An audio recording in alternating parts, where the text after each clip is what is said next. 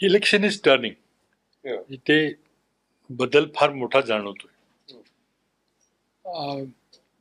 आत्ताच्या घडीला मला महाराष्ट्राचं आकलन जे आहे ते थोडंसं पूर्वी धाडसाचं वाटलं असतं, पण आता 35 ते 35 महाविकास आघाडी असं आता आमचं 32 आहे गुड नंबर, पण वाढू शकतात.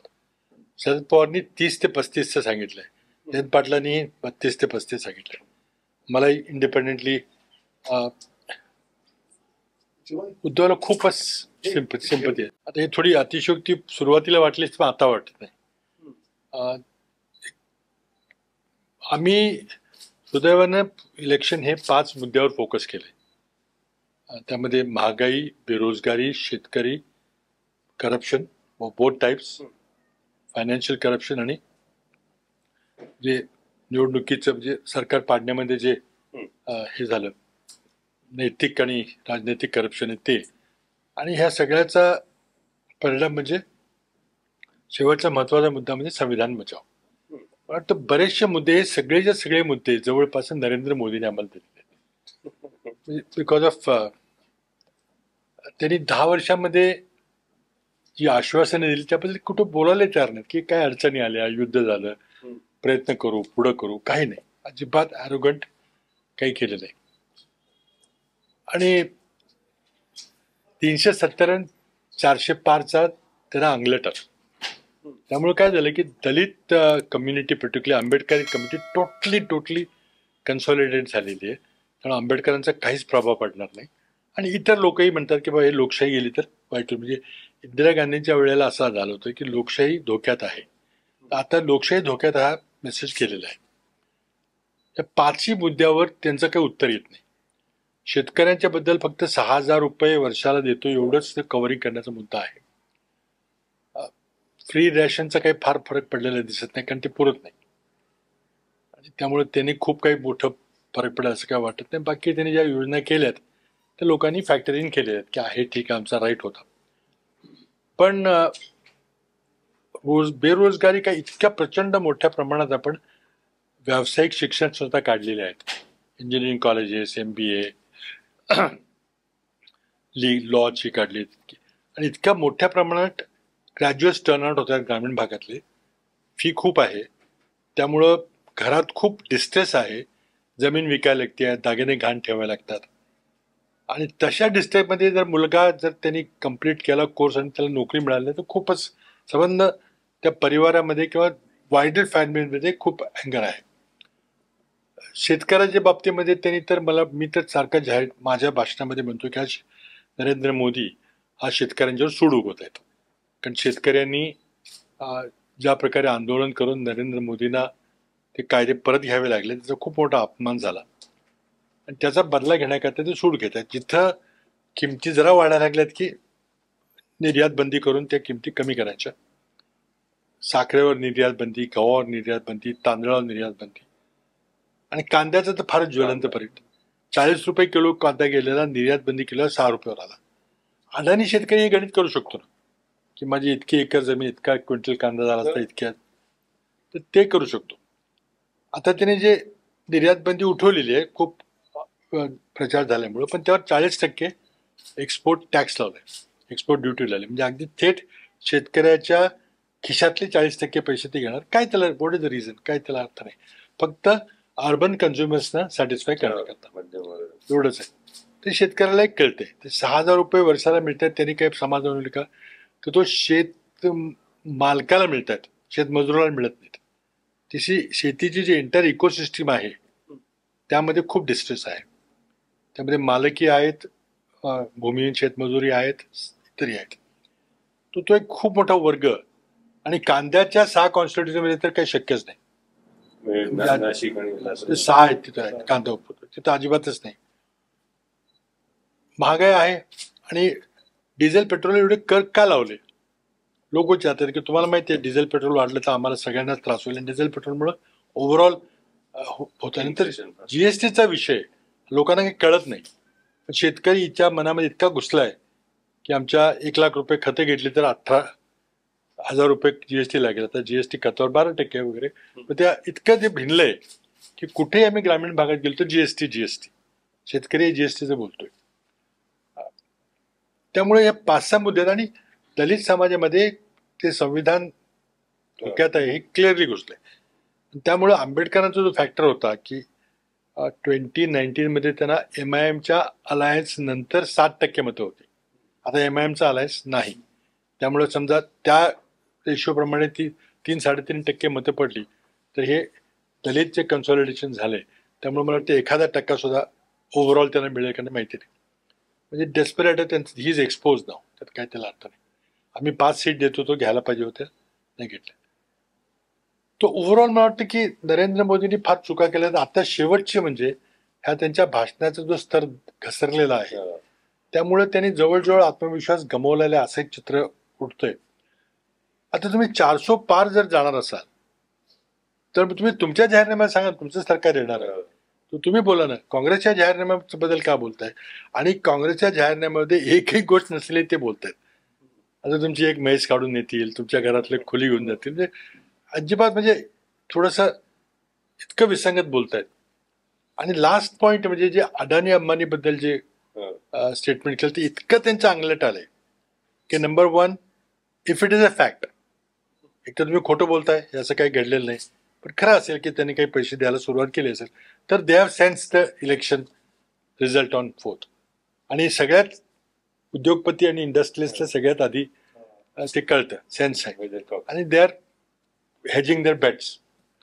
दुसरं तुम्ही म्हणता हे काला पैसा आहे, चोर आहे, पहिल्यांदा चोर म्हणतात ते.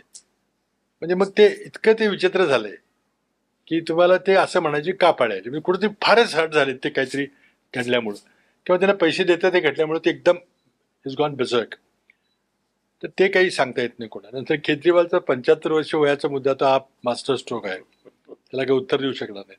इतर सगळे उत्तर देत आहेत की मोदी तिसरी टर्म पूर्ण करतील, पण ते स्वतः बोलत नाहीत. आणि मोदींनी सांगितलं होतं की नाही 75च्या वर कोणाला जबाबदारी द्यायची. ते व्हिडिओ सगळे पब्लिक झाले, तर काय उत्तर देणार. तर त्यामुळं त्याचा तो ज्या भाषणामध्ये व्हायब्रन्सी नाही आहे, ते खूप स्टेल अशी वाटतात बातम्या. माणसं जातात उठून, सभेला येत नाहीत. प्रत्येक सभेला 700 रुपये भाड्यानं माणसं आणली होती. कराडच्या लोकांनी आम्हाला सांगितलं, अमरावतीचे व्हिडिओ गेले, मग तिथे वाद झाले की आम्हाला 400 मिळाले, 300 मिळाले, 500 मिळाले, ते चालत म्हणजे काही त्याला अर्थ नाही. आणि त्यामुळे ती सभा काही म्हणजे अशी लाईव्ह अशी काही नव्हती, होत नव्हती. 2000 पॉइंट्स सुरुवातीला मला वाटतं हे मुख्य मुद्दे आहेत.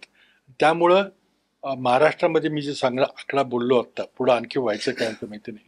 आत्ताच्या स्टेजला 32 वर मी स्टील बी कॉन्झर्वेटिव्ह असं करेन. आणि दिल्लीमध्ये जे आकडे दिसत आहेत मला, त्यामध्ये चेंज ऑफ गव्हर्नमेंट मला डेफिनेट वाटते. तर ते का मला वाटते मी कॅन एक्सप्लेन बोलताना.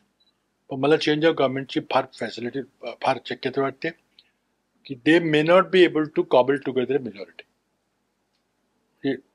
कारण इतर जागा फार कमी आहेत, त्यांना फार काही मित्रपक्षाकडून मिळणार नाही, त्यांचं जे काय असेल त्यांना मिळायला लागेल. आता ते फक्त 304 तरी मिळाव्यात, म्हणजे माझ्या पॉप्युलरिटीचा ग्राफ काही खाली जात नाही हे त्यांना पाहिजे आहे, ते काही होत नाही. आता रेस्ट इश्यू इज अबाउट 272, तर त्यांना निदान तिथं तरी थांबलं पाहिजे, पण आम्हाला ते होताना दिसत नाही. It's coming down. त्याची बरीच कारणं आहेत. आणि हे राज्यातले रिपोर्ट आहेत, मी काय फार गेलो नाही. नेमकं सुरतला ज्या दिवशी ते घोटाळा त्या दिवशी गेलो होतो सुरतला, पण एवढे तर माझं तर बरेचसे अॅनालिस्ट आहेत, त्यांचं ऐकल्यानंतर, थोडंसं वाचल्यानंतर, थोडे काही मित्र आहेत त्यांना फोन केल्यानंतर, हरियाणामध्ये जे घडतंय म्हणजे possibility of change of government आहे. दिल्लीमध्ये 0-7 होतं, पण आमचा अलायन्स असल्यामुळे तिथं बऱ्यापैकी येथील केजरीवालला स्वप्न मिळतात, आश्चर्य होऊ शकेल. तिथं राजस्थानमध्ये त्या गुजरातच्या राजपूत कॉमेंटचा परिणाम गुजरातपेक्षा जास्त राजस्थानमध्ये झाला, कारण गुजरातमध्ये पॉप्युलेशन कमी आहे. आणि त्या कॉमेंटमुळे 2 ठिकाणी गुजरातमध्ये we are in the contention. राजस्थानमध्ये ते जास्त म्हणतात, 10 म्हणतात कंटेन्शन, त्यातले 5 येईल तसं म्हणतात. तर हरियाणा, दिल्ली, राजस्थान असं थोडे होतील, पण मोठी स्टेट जे क्रिटिकल स्टेट आहेत माझ्या दृष्टीने 6: बंगाल, UP, बिहार, महाराष्ट्र, कर्नाटक आणि तेलंगणा. आता बंगाल आणि UP बद्दल खूप डिफरन्सेस आहेत. कोण म्हणतं UP मध्ये वाढतील, आमचं म्हणणं आहे की 50च्या वर जाणार नाहीत. बंगालमध्ये 18 आहेत, कोण म्हणतो वाढतील, काही म्हणतात कमी होतील. तर बंगालचा मला अजिबात अंदाज लागत नाही, फक्त काय तिथं मला काहीच माहिती नाही. पण युपीमध्ये दोन गोष्टी आहेत. एक फार्मर ॲजिटेशन वेस्टर्न युपीमध्ये त्याचा इम्पॅक्ट आहे. सेकंडली मायावतीचे लोक कसे वोट करतील, त्यांनी काही जरी सांगितलं तरी ते संविधान बचावच्या दृष्टीने जर त्या बाजूला गेले तर मग result will be quite interesting युपीचा. आणि त्यानंतर अगेन्स्ट दॅट मला एकही राज्य असं दिसत नाही की सत्तेची संख्या भरून काढेल ते 19च्या तुलनेमध्ये वर जाईल. म्हणजे खड्डा भरायला एक आंध्राचं म्हणतात लोक, पण मला काही अंदाज लागलेला नाही. बाकीच्या राज्यांमध्ये पीक आहेच त्यांचं, टोटली पीक आहे. हिंदी आटल्यामध्ये ते पीक, आंध्रामध्ये थोडंसं म्हणतात आणि बंगालमध्ये म्हणतात, पण ते मला काही यात वाटत नाही. पण ओव्हरऑल मला I am sensing a change of government, possibility of change of government. पुढे काय मला माहित नाही. पण याचे 2-4 मुद्दे पटकन निघतात. एक तर पहिली गोष्ट, निवडणूक बदलती आहे, हे ह्याचे डेटा पॉइंट्स काय, हे कसं, म्हणजे प्रत्येकालाच तसं वाटतंय, पण त्या वाटण्यामागची कारणं काय, नंबर 1. नंबर 2, जीएसटीचा मुद्दा अनेक नेत्यांच्या तोंडातून ऐकतो. म्हणजे महाराष्ट्रात जेव्हा तुमचं सरकार होतं तेव्हा उद्धव ठाकरे मुख्यमंत्री असताना त्यांनी हात दिले होते की जीएसटीचं रिस्ट्रक्चरिंग किंवा काहीतरी पुनर्विचार करावा लागेल त्याच्याकडे. तर तुम्ही कुठल्या तरी पातळीवरती काँग्रेस पक्ष म्हणून या जीएसटीचा मुद्दा असा मांडणार आहात का, की कारण हा डिस्ट्रेसवाला आहेच तो मुद्दा. आमचा जो मॅनिफेस्टो आहे तो अतिशय विस्तृत, मोठा आणि म्हणजे थोडा मोठाच आहे, वाचायला अडचण जाते, पण रिडेबल आहे. 40 पानाचा आहे, पण चांगला रिडेबल आहे. आणि one of the finest manifestos ever produce by political party असं मला वाटतं. म्हणजे ते चिदंबरमनी केलंय, तो अजेंडा ऑफ गव्हर्नन्स आम्ही आता उद्या सत्तेत आलो आम्ही करणार असं ते आहे. त्यातले सगळे बरे पॉईंट्स डुएबल आहेत. त्यामध्ये कास्ट सेन्सस आणि ते जे म्हणतात ओबीसीचे एम्पॉवरमेंट, ते थोडं I have a difference about that, पण it's a difference of perception. Caste सेन्ससला काहीच विरोध नाही, सोशिओ इकॉनॉमिक सेन्सस असला पाहिजे. कास्ट सेन्सस म्हणण्यापेक्षा should be called socio economic census with. पण त्यामध्ये गंमत अशी आहे की एक कास्ट सेन्सस स्पेसिफिकली हे मनमोहन सिंग सरकारने पूर्ण केलं होतं, आमच्या सरकारने. पण तेवढं सम फ्लॉज, काही डेटा इतका ॲक्युरेट होता म्हणून ते पब्लिश केलं नाही. पब्लिश केलं तर खरं कारण काय मला माहीत नाही. पण मोदी सरकार आलं, त्याने तो डेटा क्लीन अप केला, त्यांनी पण पब्लिश केलं नाही. मग this is unique and only case वर 2 governments have agreed not to publish it. आता खरं कारण काय, मी काही फाईल नोटिंग बघितलं, कारण मी इकडं आल्यानंतर ते झालेलं आहे. पण सोशिओ इकॉनॉमिक सेन्सस व्हायला काय अडचण नाही. पण ते कास्टवर फोकस जे राहुल गांधी देत आहेत त्यापैकी it should be called socio economic. ते ठीक आहे, त्यांचं थोडंसं ते हे आहे. तर ते 1-2 मुद्दे जर सोडले तर I think is a very fine manifesto on this concept of guarantees of work. म्हणजे कसं आहे, कर्नाटकमध्ये जे आम्ही गॅरंटीज दिल्या त्या सगळ्या इम्प्लिमेंट केल्या आणि तिथे सोशल चेंज झालेलं आहे. बसमध्ये, एस टी बसमध्ये 60 ते 70% महिलाच असतात. म्हणजे आता पुरुष ओरडायला लागलेत की आम्हाला बसायला जागा मिळत नाही. पण it's a tremendously empowering field की नातेवाईकांना भेटणं अशक्य होतं की तिकिटामुळं, किंवा लांबच्या देवाला जायला अशक्य होतं. ते 5-6 मैत्रिणीचा ग्रुप होतो, जातात येतात परत. म्हणजे इट्स व्हेरी ह्युजली एम्पॉवरिंग थिंग. ट्रॅव्हलबद्दल तर आपल्या मराठीत खूप म्हटलेलं आहे. तर ते आणि पैसे मिळतात. सगळं जे प्रॉमिस 5 गॅरंटी होत्या त्या सगळ्या इम्प्लिमेंट केलेल्या आहेत. आता उत्तरेमध्ये ते काही माहिती नसेल की केलं का नाही, पण तेलंगणामध्ये पण केल्यात गॅरंटी. तर आता ज्या आमच्या 5 घटकांना 25 गॅरंटी दिल्या ते बहुतेक डुएबल आहेत. ते मोदी त्यावर काहीच बोलत नाहीत. त्याची एकही रेवडीमध्ये बसेल? रेवडीमध्ये काय आपल्याकडे सोशल सिक्युरिटी नाही आहे इतर देशामध्ये जी आहे. तर ती हे एका प्रकारे सोशल सिक्युरिटी आपण क्रिएट करतोय. आणि मिनिमम बेसिक इन्कमचा जो कॉन्सेप्ट आहे तो कुठंच इम्प्लिमेंट झाला नाही. तो गेल्या वेळेला न्याय आणि रघुराम राजन ते थोडंसं ते कॉन्सेप्ट आहे. मोदीने सुद्धा 500 रुपये देतात, म्हणजे तो त्याचाच भाग आहे. तर आता डेटा पॉइंट्स म्हटलं तर एनिवे मोदींनीच आम्हाला हे फुलटॉस टाकलेले आहेत सगळे, त्यांनी न केल्यामुळे. आणि त्यामध्ये मग 400 पार, 370 पार हे त्यांच्या अंगलट आलेलं आहे. आणि ते भाषणामध्ये त्यांची जी विसंगती, अजूनही ते जर पॉझिटिव्ह बोलले की आम्ही इन्फ्रास्ट्रक्चर केलं, आम्ही केलं, लोकांना डोक्यावर जरी गेलं तरी it will be a positive message. तर आता अगदी निगेटिव्ह मेसेज चाललाय की काही बोलायला त्याने मला आमच्या आणि नसलेल्या गोष्टींच्या बद्दल विनोद झालाय की एक तुमची खोली घेऊन जातील, एक म्हैस घेऊन जातील, तुमचे दागिने काढून मुस्लिम लोकांना देतील. आणि इतकं हेट कॅम्पेन, इतकं रिलिजियस पोलरायझेशन इतकं का करतायत ते? म्हणजे ते एकच मुद्दा आता राहिला की त्याच्यावरच ते लोकांना आता ते it's not election issue anymore. मी जे पाहिलं ते रिलिजियस पोलरायझेशन आता people are not buying. Ram Mandir fail गेलं, ते काही झालं नाही, आणि त्यांना तो बालाकोट सारखा मुद्दा त्यांना सापडत झाला. त्यामुळे ते रिलिजियस पोलरायझेशनचा प्रयत्न करतात, काही नॉट वर्किंग इन. तुम्ही बाबा एक मागे हे करत की लोकांनीच निवडणूक आता हातात घ्यावी, तसं काय असं वाटतंय का? तसंच झालं ना. म्हणजे हे मुद्दे हे लोकांचे आहेत, शेतकरी डिफीट करतात, काय सांगायची गरज नाही. म्हणलं आम्ही गेलो शेतकरी, तेच आम्हाला लेक्चर देतात. कधी हे झालेलं आहे.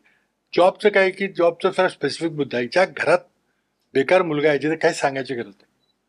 आणि खूप मोठ्या प्रमाणात GER ग्रॉस एनरोलमेंट रेशो जो 25% होवर करतो तो 50% झाला. म्हणजे the age group of people who can go to graduate school get a graduate degree, त्यामध्ये किती लोकांना ॲक्सेसमुळं किंवा आर्थिक परिस्थितीमुळे जाता येते किंवा जाता येत नाही.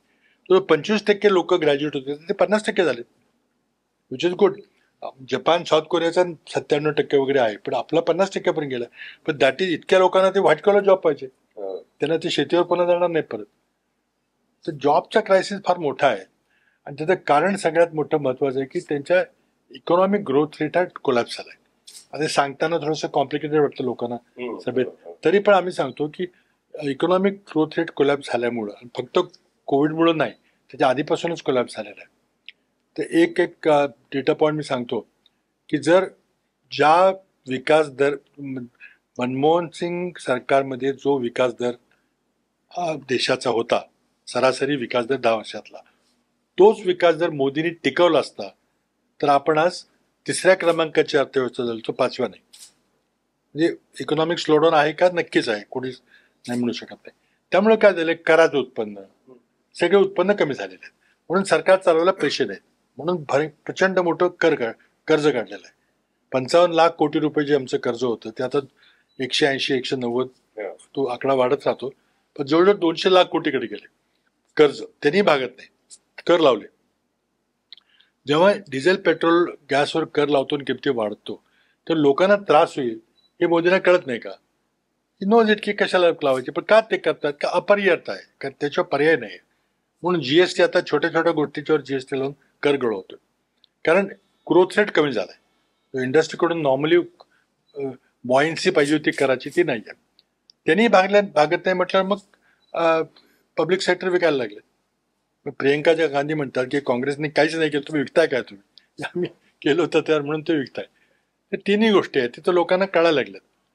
आणि म्हणजे कुठेतरी काहीतरी चुकलंय, कारण डिझेल पेट्रोल स्वयंपाकाच्या गॅसवर इतके कर वाढायची गरज नव्हती. नॉर्मल इन्फ्लेशन 10% दरवर्षी समजू शकतो आपण, पण एवढं मोठं करायची गरज नव्हती. आणि त्यांनी सगळ्याच गोष्टीवर भागावे परिणाम झालेला आहे टोटली. आणि नवीन जॉब येत नाहीत महाराष्ट्रामध्ये, तर राजकीय अस्थिरतेमुळे येत नाहीत जॉब. आणि जे आले चुकून ते गुजरातमध्ये पळवले. स्टेट GDP पण कमी झालेलाच आहे ना, मोठ्या प्रमाणात कमी झाला आहे. आपल्या न्यायपत्रामधले ज्या 2 मागण्या आहेत, ज्या मुद्दे आहेत, एक तर ते 30 लाख नोकऱ्या पदं भरणार, आणि दुसरं 1 लाख महिलांच्या खात्यामध्ये दरवर्षी.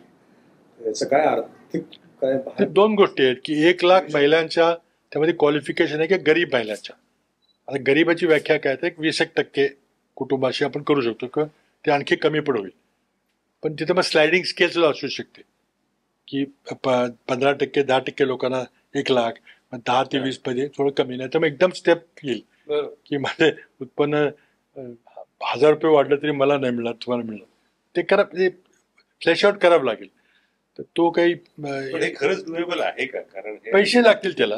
पण सोशल सिक्युरिटीचा भाग आहे ना. अमेरिकेत वगैरे सगळे अनएम्प्लॉयमेंट इन्शुरन्स किती प्रचंड देतात. आपण जर डेव्हलप नेशन व्हायचं तर तुम्हाला सोशल सिक्युरिटी करावी लागेल. कुठं परवडेल तर थोडंसं कुठेतरी कात्री लावावी लागेल.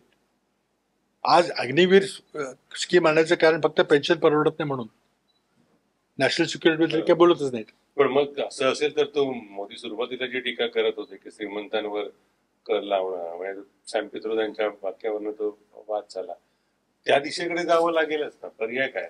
शेवटी असं आहे की आता ते काय, दॅट इज अ फायनान्स मिनिस्टरचा तो विषय असेल, पण त्यांनी जे कॉर्पोरेट सेक्टरवरचे डायरेक्ट टॅक्सेस खूप कमी केले, त्यातून खूप मोठी गुंतवणूक होईल असं वाटलं, ते काही झालेलं नाही. एवढी कमी करायचं काय कारण नव्हतं. फार मोठ्या प्रमाणात डिस्काउंट दिले ते, म्हणजे इन वे टॅक्स कमी झाले, काही गरज नव्हती टॅक्स कमी करायची श्रीमंतावरचा. पण ते रिडिस्ट्रिब्युशन एक आहे की श्रीमंत आणि गरिबाची दरी वाढत चाललेली आहे. कुठेतरी याला करेक्शन करावं लागेल. त्यामुळे रिडिस्ट्रिब्युशन म्हणा त्याला किंवा तर ते पेट्रोला बोलले काय की वारसाकर म्हणा, पण कुठेतरी करावं लागेल. त्यामध्ये एक भाग सोपा आहे की जे कॉर्पोरेट टॅक्सेस खूप कमी केले होते ते योग्य होतं का नाही, तर काही बेनिफिट झालंय का नाही पाहावं लागेल.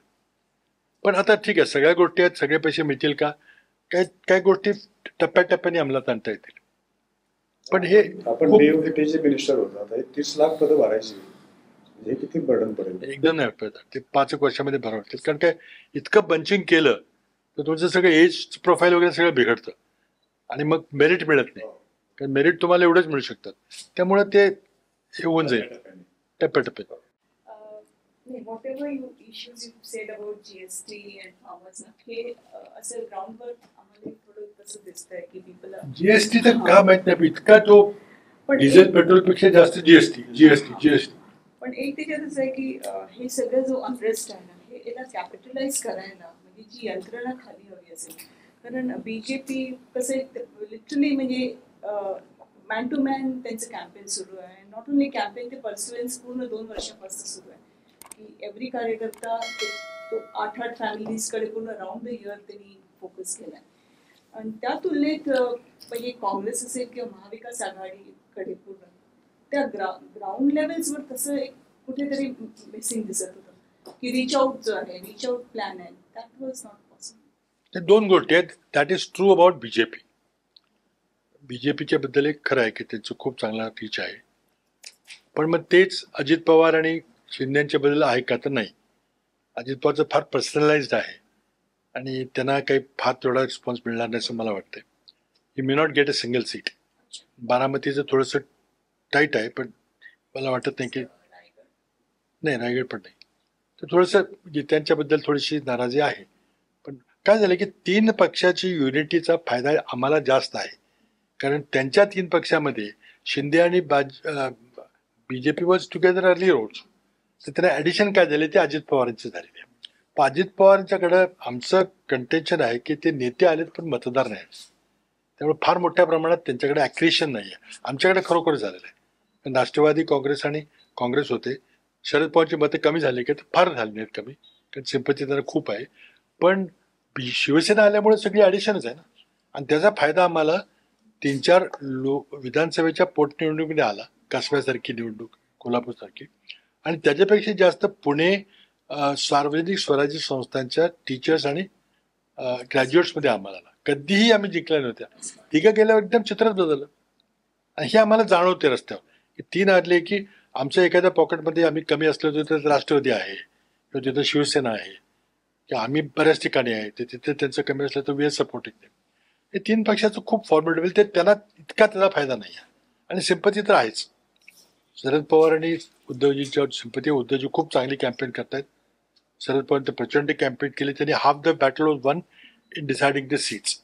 त्यांच्याकडे 4-5च माणसं होती, पण 4-5 माणसं त्यांनी आणली, चांगली आणली. म्हणजे ती बीडची सीट असेल किंवा नगरची सीट असेल, वर्ध्याची सीट आम्ही दिली त्यांना. तर त्यामुळे ते त्यांनी चांगल्या सीट्स सुरू केल्या. शरद पवार आणि उद्धव ठाकरेंना सिंपती आहे, काँग्रेसला काही सिंपती आहे की नाही? काँग्रेसला तसं काही घडलेलं नाही ना. सिंपती म्हणजे थोडंसं आमचं आहे तेच आहे. पण थोडंसं एक आहे की काय काँग्रेसचा काय प्रभाव किंवा काय राहुल गांधी, प्रियंका गांधी? नाही, त्यात थोडंसं 2 गोष्टी आहेत. राहुल गांधीच्या भारत जोडोचा प्रभाव आहे, पण त्यांनी नेहमी सांगितलं होतं की दिस इज नॉट फॉर इलेक्शन. तर ते एक लार्जर पिक्चर करत होते की जो द्वेष पसरवायचे चालले त्याला मी समाजाला जोडायचा प्रयत्न करतोय.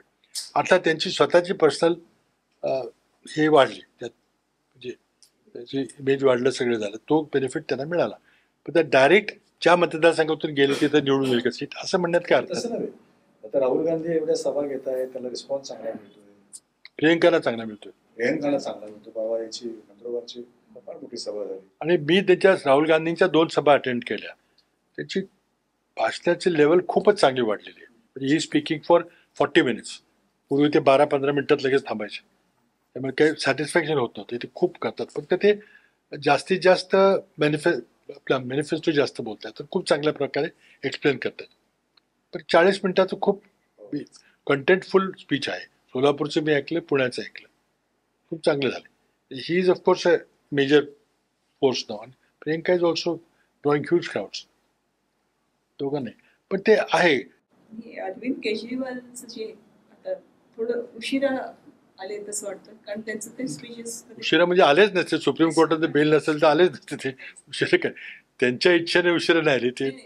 हा जो आहे ना की जसं अरविंद केजरीवालनी आल्याबरोबर जो इम्पॅक्ट केला, तेवढा त्या तुलनेने तसं एक पॉवरफुल एक व्हॉइस काँग्रेस तसं दिसलं नाही म्हणजे पूर्ण कॅम्पेनमध्ये. आता काँग्रेसचा सगळा फोकस हा मॅनिफेस्टोवर आहे, आणि असं त्याला एक समज झाला आहे की बा मॅनिफेस्टोमुळे आपण कर्नाटक जिंकलं, मॅनिफेस्टोमुळे तेलंगणा जिंकलं, दॅट्स ऑल काउंट्स. बाकी हे टॉकिंग पॉईंट्स आणि स्कोरिंग पॉईंट्स वगैरे ह्याला काय अर्थ नाही, असं त्यांचं मत झालेलं आहे. काय होईल मला माहिती. केजरीवालांनी जो मुद्दा काढला की 75 वर्ष, अगदी फार मोठा मुद्दा, ब्रिलियंट आहे, म्हणजे ब्रिलियंट आहे. आणि ते मोदींनाही लागू व्हावं का त्यांचा अपवाद व्हावा, कारण त्यांनी उत्तर दिलं पाहिजे. आता काय लोक उत्तर काय देतात की नाही मोदी तिसरी टर्म पूर्ण करतील. तुम्ही मोदींनी सांगू द्या ना, तुम्ही काय सांगताय. आणि ते नेहमी म्हणतात की पक्ष हे माझ्यासाठी हे आहे, तर पक्षाचा नियम हा पीएम पदासाठी पण लागू असावा की ते अडकून बसले चांगले, त्यांना उत्तर द्यावं लागेल. आमच्या प्रत्येक सभेमध्ये जबाब दो मोदी हेच आहे. त्यामुळं फक्त एवढंच आहे की जर खरोखरीच जर खाली आली, जर आम्हाला वाटते की 272च्या खाली आले आणि त्यांना कोएलिशन करावं लागलं, तर मग RSS आणि BJPचे इतर ज्येष्ठ मंडळी आहेत ते शांतपणे निमूटपणे ते ऍक्सेप्ट करतील का, म्हणतील की 75 येते आता, त्यामुळे आत्ताच आपण बदल करूया, असं काही घडेल का, वी डोंट नो. सरसंघचालक पण आता 75च्या वेळेनंतर असं चाललंय की ते आपले सूत्र दुसऱ्या त्याला सांगावं लागेल ना, मोदींना सांगायला लागेल आम्ही असं अडवाणी, मुरली मनोहर जोशी यांच्याबद्दल केलं, यशवंत सिन्हाला काढलं, अरुण शेरला काढलं, पण माझ्याकरता नाही, सांगू दे त्यांना. पण त्यांना ते सांगा, उत्तर द्यावं लागेल, किंवा गप बसले तरी इथेच आन्सर. आणि मोदी किंवा आता देवेंद्र फडणवीस महाराष्ट्रातले ते आकडेवारी जी सगळी देतात, आता कालच्या सभेमध्ये त्यांनी असं सांगितलं की 80 कोटी लोकांना फ्री रेशन, नंतर 25 कोटी लोकांना आम्ही दारिद्र्य रेषेबाहेर काढलं, नंतर 60 कोटी लोकांना आम्ही घरोघरी न दिले, किंवा 50 कोटी मुद्रा लोन दिले. तर एवढं सगळं असेल तर मोफत रेशन देण्याची वेळ काय येते, किंवा म्हणजे आधी असे म्हणत होते की आम्ही क्रयशक्ती लोकांची वाढवणार, म्हणजे त्यांना एका सर्टन लेवलवर आणणार. तर ह्याच्यातलं या आकड्यांमध्ये कितकं तथ्य आणि तुम्ही त्याच्यावर अटॅक बरंचसं त्यामध्ये एक आमचा अटॅक एवढा की 80 कोटी लोकांना फ्री रेशन, त्याची काय गरज आहे, त्यांना दिलं नाही तर ते उपासमार त्यांची होईल का. एकदा रोजगार दिला म्हणता, एकदा 50 कोटी मुद्रा लोन दिलं, म्हणजे ते आता उद्योजक मुद्रा लोन ते यशस्वी झालं की नाही माहित, त्यांना परतच येत नाही. सगळे गोलमोल आहेत, त्याला काय लोन परत नाही केलं तरी उद्योग करतात आणि कमवतात असं गृहित धरलं नाही, तर रेशन पण घेऊ शकत नाही. उद्योग बंद झाला तर काय करणार, ते बंद झाला, बुडलं लोन, रोजगारी बंद झाला. तर ते म्हणजे त्यामध्ये विकासाच्या मध्ये त्याने फक्त इन्फ्रास्ट्रक्चर मध्ये खूप चांगलं काम केले, पण आमचा त्यात आरोप असा आहे की इन्फ्रास्ट्रक्चर मध्ये किकबॅक आहेत, हे निवडणूक रोख्यामधून कळले, आणि तुम्ही बाकी सगळंच इग्नोर केले ना. 25 कोटी घरं दिली म्हणतायत, एवढे टॉयलेट्स दिले म्हणतात करोडो. तर ते उज्ज्वला गॅस सिलेंडरचं पहिल्यांदा दाखवलं की मी फुकट देतोय, ते फुकट नव्हतं, पुढे कोण घेतच नाही. बरेचसे त्यांचे एक्सपोज झाले काय फार, ते काय, आणि तेच पुन्हा तुम्ही you trying to sell the same thing. महाराष्ट्रामध्ये एकीकडे काँग्रेसमध्ये 200पेक्षा जास्त आमदार निवडून यायचे, काँग्रेस सत्ता होती वर्षानुवर्ष. आता तुम्ही जसं म्हणाल की उद्धव ठाकरेंना आणि शरद पवारांना एक सिंपती मिळते, मधून पण पुढचा सिनेरिओ काय राहील, म्हणजे काँग्रेस कुठे असेल विधानसभेच्या वेळेला, आणि का परत बरंचसं काही 4 तारखेच्या निकालावर अवलंबून असेल. 4 तारखेला खरोखरीच जर सत्तांतर झालं, तिथे वर दिल्लीत पडले, तर मग लोक कोण कोण सत्तेत बसतात, काय कोणाला काय वाटा मिळतोय, त्याच्यावर बरंच काही होईल. लोकांचा एक मूड ट्रेंड मोठा दिसतोय की घोडाबदल झाल्यानंतर फार जास्त छोटे छोटे छोटे पक्ष असणं हे काही चांगलं नाही आहे. म्हणून मी कराडला बोललो होतो की 6 पक्ष ज्यांचे खासदारी आहेत, आमदारी आहेत, असे व्हायबल पक्ष हे काही सस्टेनेबल नाही आहे. म्हणजे त्यामुळे किमान 2 तरी पक्ष त्यामध्ये गळून पडतील, विलीन होतील किंवा काय. ते 2 मी म्हटलं होतं, काही सांगणार नाही, गॅस काय होईल, पुढच्या निकालावरती बरेचसं अवलंबून राहील. शरद पवारांनी आता म्हणले की बरेच निवडणुकीनंतर छोट्या छोट्या प्रादेशिक पक्षांनी काँग्रेसमध्ये विलीन व्हावं. नाही, व्हावं नाही म्हटले, एक्झॅक्टली काय म्हटले, होतील. म्हणजे बरेचसे छोटे पक्ष काँग्रेसच्या जवळ जातील किंवा विलीन होतील, असं ते त्याचं एक्झॅक्टली वर्ड ते होतं. कोण? मी होतो. तसं काँग्रेसलाही पुढे त्यांचं स्वागत करून एक ताकद. आता त्याला असं विचारलं त्याने पुन्हा की राष्ट्रवादीचं काय, तुमच्या पक्षाचं काय, तर त्यांनी तिथं असं उत्तर दिलं की आमच्यामध्ये आणि काँग्रेसमध्ये काही वैचारिक फरक नाही, आम्ही नेहरू, गांधी, फुले, आंबेडकरचे विचार मानणारे लोक आहोत, तर असं काही करायचं असेल तर मला माझ्या ज्येष्ठ सहकाऱ्यांचा सल्ला घ्यावा लागेल. फेटाळले नाही ना. नाही, फेटाळलं नाही. ते मग तेच काँग्रेसचाही आता मुद्दा असा की ज्येष्ठ सहकारी कोण, सुप्रिया, रोहित, जयंत पाटील, ते निर्णय तेच घेतात. काँग्रेसची तरी अशी भूमिका आहे का, म्हणजे आता पवार मत व्यक्त केले तसं काँग्रेसची एक मोठा भाऊ म्हणून काही भूमिका आहे का, की असं अनेकांनी महाराष्ट्रात यावं? नाही, मी काय त्या प्रोसेसमध्ये नाही आहे, पण आले तर काही स्वागत करायला काय हरकतच नाही ना. ते दिल्लीला जे असेल काहीच हरकत नाही. पण ते त्यांनी बाकी नंतर जे सांगितलं की ते निकाल त्यांना दिसतोय असं होतं, त्यात तसं काय होत नव्हतं. ती सातारची आमची सभा मोठी झाली आणि निर्जा चौधरी त्यांची खूप पाठलाग करत होते. ते वाईच्या लग्नात पण ते केलं, तिथं तर गोंधळ झाला सगळा. पण त्याला मग वेळ दिला त्यांनी. आम्ही जेवायची वाट पाहत होतो, तिथं बसलो होतो. ते 2-3 मुद्दे त्यांनी विचारले आणि त्यांनी मग थोडंसं ऐकायला त्रास होता म्हणून मला बसायला सांगितलं त्यांनी, तुम्ही सांगा. तर त्यात नंतर मग त्यांनी टायपआउट केली स्टोरी आणि ती पाठवली कन्फर्मेशन, ही कन्फर्म डेट. त्यामुळे एक शब्दही त्यांनी डिनायबल नाही. बाबा साताऱ्याचं काय वाटतं? सातारा शिंदे येतील आणि त्याला थँक्स टू द समोरच्या उमेदवारामुळं, आमचे किती त्यामध्ये हे माहीत नाही, पण समोरच्या उमेदवारामुळं ते येतील होते. आणि तिथे जवळ काय आहे की उत्तर दक्षिणचा थोडा विषय असतो की दक्षिण म्हणजे आमचा जो कराड भाग आहे तो थोडा स्वातंत्र्य सैनिक, नाना पाटील, नागनाथ नायकोडी, यशवंतराव असा तो भाग आहे. तिथला सरंजामी आहे. महाराज आले का पत्र केलं, तर तो त्यातला थोडा फरक आहे. भाजपकडून ते उमेदवार आहेत, भाजपचं आहे काय तिकडे मग साताऱ्यामध्ये? नाही, आहे ना. ते 4 आमदार त्यांच्या विचाराचे आहेत 6 पैकी. आम्ही दोघं, मी आणि बाळासाहेब पाटील दोघंच आम्ही आहोत कराडला. बाकी शिवेंद्र आहे, महेश शिंदे आहे, मकरंद पाटील आहे, आणखीन शंभूराज देसाई शिवसेनेचे 4 आहेत. तशी त्याची ऑन पेपर त्याची स्ट्रेंथ चांगली आहे. म्हणूनच सहजासहजी उमेदवार त्यांना तिथं दिसत नव्हता, कारण श्रीनिवास पाटलांनी रिटायर झाल्यानंतर तो दिसत नव्हता. देशा पातळीवर भाजप आणि काँग्रेस असं चित्र अपेक्षित असताना त्यातल्या त्यात अग्रेसिव्ह सगळ्या रिजनल पार्टीत जास्त दिसतात काँग्रेसपेक्षा, असं का? हे टेम्परामेंटचा विषय आहे की आमच्याकडे आता बरेचसे नेते 2-3 आम्ही राहिलेलो आहे, तर ते थोडंसं त्यांनी फूड डिस्ट्रीब्यूट करून टाकलेलं आहे. बाळासाहेब थोरात, नाना पटोले, विजय वडेट्टीवार, असे अशोक चव्हाण होते, ते गेल्यामुळे थोडंसं हे झालेलं आहे. पण आहे ते त्यांची ती आता वन हँड जे एका हाती सत्ता असते आणि राष्ट्रीय पक्षाचे ते अध्यक्ष आहेत, त्यांचं ते स्टेटस त्यामुळे मोठं होतं. आमच्याकडे खूप लेअर आहेत, म्हणजे महाराष्ट्रात काय ठरलं, मग ते पुन्हा आमचे प्रभारी काय म्हणतील, मग ते दिल्लीला गेलं तर काय, ते खूप लेअरिंग आहेत. निर्णय घ्यायला वेळ लागतो. एक सतत भाजपाकडून किंवा समोर चेहरा कोण, म्हणजे मोदींच्या समोर चेहरा कोण हा प्रश्न कायम विचारला जातो. त्याच्यावर इंडियाकडून काहीच कधी उत्तर ठोस आलं नाही. आम्ही मुद्दाम त्या ट्रॅपमध्ये येऊ इच्छित नाही, कारण ही निवडणूक आम्हाला 1977 सारखी करायची, ती बहुतेक झालेली आहे. इंदिरा गांधींच्यावर खूप राग होता, त्या बहुतेक लोकशाही संपवली त्यांनी, आणीबाणी आणली, ते पुन्हा काही हे करणार नाही, ते हुकुमशहाचा आहेत वगैरे असा हा जो हे गेला. आणि त्याला जयप्रकाश नारायणनी जे व्यापक गठबंधन केलं, पार्टी नाही केली. आणि तिथं खूप दिग्गज नेते असताना एकालाही त्याने एमर्ज होऊ दिलं नाही, कारण ते एमर्ज झाले असते तर मग आपसात तेव्हाच भांडणं सुरू झाली असते. ते थोड्याफार प्रमाणात ते तसं आत्ता करायचा मी प्रयत्न करतोय, कारण ही अमेरिकन राष्ट्रपती पदाची निवडणूक नाही, ही ब्रिटिश पार्लमेंटरी सिस्टीममध्ये निवडणूक आहे, की 2 पक्षामध्ये होते. तरी पण लोकांना पाहिजे असतात, हमारे पास मोदी तुम्हारे पास कोणी, पण आम्ही ते अवॉइड करायचा प्रयत्न करतो. नेते बरेच आहेत आणि उत्तर त्याचं क्लिअर आहे की जर मेजॉरिटी आम्हाला मिळाली तर मग लोक बसून ठरवतील.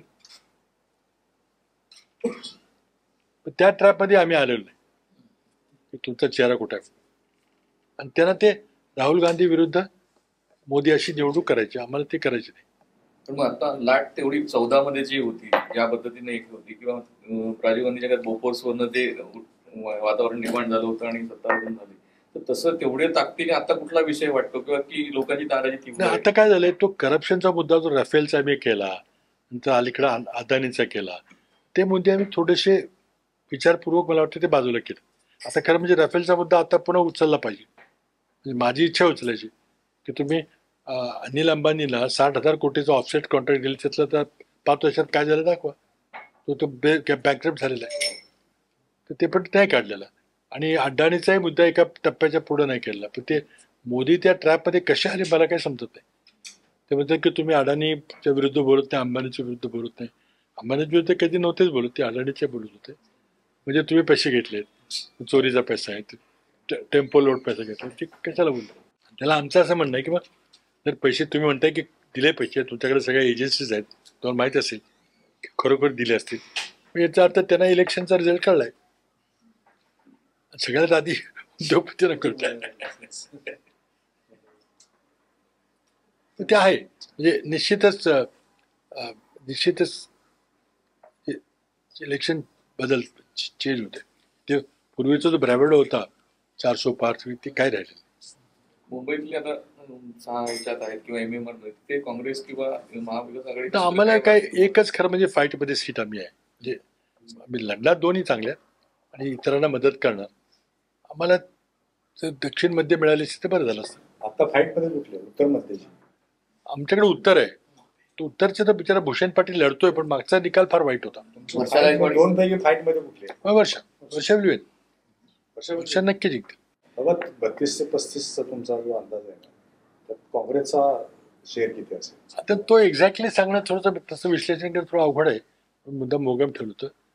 पण एकेकाळी आम्ही जे आकलन केलं होतं 17 किंवा 18 पैकी खूप चांगल्या परिस्थितीमध्ये आम्ही फाईटमध्ये आहोत.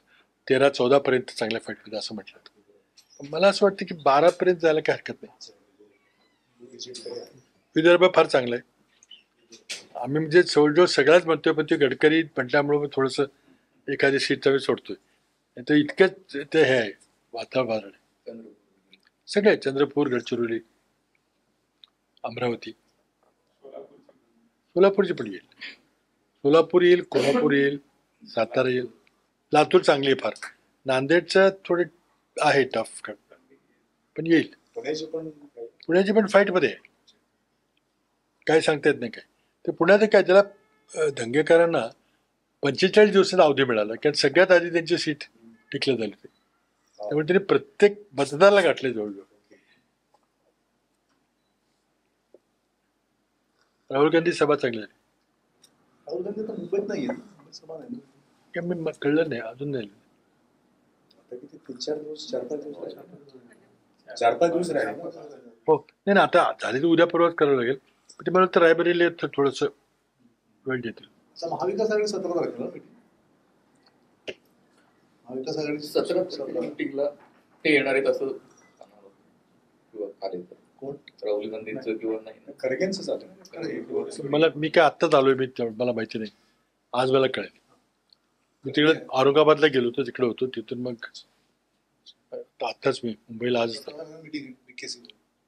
अच्छा ती असेल म्हणजे चर्चेची. पण ह्या तुमच्या एकंदरीत ओव्हरऑल महाविकास आघाडीमध्ये समन्वय कसा म्हणजे कार्यकर्त्यांच्या लेवलवर काय थोडासा जितका पाहिजे होता तेवढा नाही झाला. जागा वाटप चर्चा फारच लांबली. ते म्हणतो मी नेत्यांचं आणि पक्षांचं महत्वच नाही. आता ही मी म्हटलं होतं की लोकांनी निवडणूक हातात घेतली आहे, तो घटक आहे ना, त्यांनी ठरवले. शेतकऱ्यांनी काय करायचं ठरवले, बेरोजगारी ठरवले, महागाईमुळे त्रासलेल्या लोकांनी ठरवले. कित्येक ठिकाणी मुलांना शाळेतून काढावं लागलं. असे बरेचसे प्रसंग आहेत, ते कोणी देणार नाहीत. आणि दलित मुस्लिम कन्सॉलिडेशन कम्प्लीट आहे. मराठवाड्यामध्ये कास्ट झालेलं आहे डिवाइड, मराठा वर्सेस ओबीसी. तर काय होईल माहिती नाही, पण बेनिफिट आम्हाला मिळायला दिसतोय. मुस्लिम कन्सॉलिडेशन पूर्ण असल्यामुळे मराठवाड्यामध्ये फायदा आहे. आणि दलित जर मिळाले सगळे आंबेडकरांच्या याच्यामुळे घट्ट संविधानामुळे, तर तो खूप मोठा फरक आहे. पण जरांगे इफेक्ट किती आहे जरांगेचा? असं आहे, त्यांनी एक मेसेज केला तिथे की देवेंद्रने आपल्याला फसवलं. हा मेसेज त्या मराठा समाजामध्ये गेला, तर त्याला काय करायचं करतील. तुमच्या अंदाजाने किती काँग्रेस कितीवर जाईल? मी आता 32 म्हणतोय, 32+. ओव्हरऑल नाही, काँग्रेसचं सांगता येत नाही, ती मी अजून नाही काढलेलं. पण आम्ही अलायन्सच म्हणतोय की अलायन्स आमचं त्यांच्यापेक्षा पुढे जाईल असं वाटतं. म्हणजे 250 240, 260 असं. बीजेपीचा ऍक्च्युअल आकडा म्हणजे तसं काही विश्लेषण फार नाही केलेलं, पण 220, 225, 230 असे ह्या रेंज राहतील. आणि मला वाटतं 15-20च त्यांना अलायन्स मिळतील, जास्त काही मिळणार नाही, कारण फार मोठा अलायन्स कुठं काही नाही. ओरिसाचे चित्र काय अजून स्पष्ट होणे झाले की खरं त्यांचा वाद आहे का काय, आता नवीन त्या पांडे आल्यामुळे काय झालं की आंध्रामध्ये त्यांना काही मिळेल का. प्लस आंध्रामध्ये काँग्रेसला कसं वाटतं शर्मिला? तेलंगणामध्ये चांगलं आहे, तेलंगणामध्ये सगळ्या युक्कम वाटतं. काँग्रेस जाईल का 100च्या टचमध्ये किंवा थोडा पुढे जाईल? प्रयत्न आहे, मी अजून आकडा काढलेला नाही, पण आतबाहेर राहील. युपीमध्ये 2 गोष्टी फार प्रकर्षाने आहेत. ते म्हणतायत की आमच्या वाढतील, आता 62+2 असं काहीतरी 60+2 असे आहेत. माझा अंदाज असं, मी जे बोललो लोकांना की ते वेस्टर्न युपीमध्ये शेतकऱ्यांचा तो प्रभाव आहे जाटपेडमध्ये. आणि दुसऱ्या मायावतीचे लोक काय करतील, त्यांनी जरी उमेदवार उभे केले पण ते जिंकणार नसतील तर ते संविधान बचावाच्या मुळे मोदींना विरोध करतील का. काही लोकांचं, विश्लेषकांचं म्हणणं आहे की ते लोक मायावतीचे कमिटेड केडर आहेत, ते कोणाचे अलायन्स केलेलं नाही, लूज आहेत, एकट्या आपल्या ताकदीवर ते काही फार निवडून येतील असं नाही आहे. त्यामुळे त्यावेळेला ते मतं शिफ्ट करतील लोक. असं झालं तर मग त्याचे संविधान बचावच्यामुळं जाधव समाज काँग्रेस आणि सपा म्हणजे नाही, ते त्याचं काय बीजेपी हराव, काँग्रेस आलं तर काँग्रेस, सपा तर सपा. सपाला देतील का मतं, तर तेच हे आहे, म्हणजे की लोक म्हणतात नाही देणार सपाला मतं. पण काय सांगतात, संविधान बचावाचं हे जर स्ट्रॉंग झालं तर मग बीजेपी को हराव, कोई भी आगो. मुस्लिम तर सगळे आहेतच. आणि काल परवा राहुल गांधींनी राष्ट्रीय संविधान संमेलनामध्ये जी भूमिका मांडली त्याचा फार म्हणजे तो पण मेसेज केला.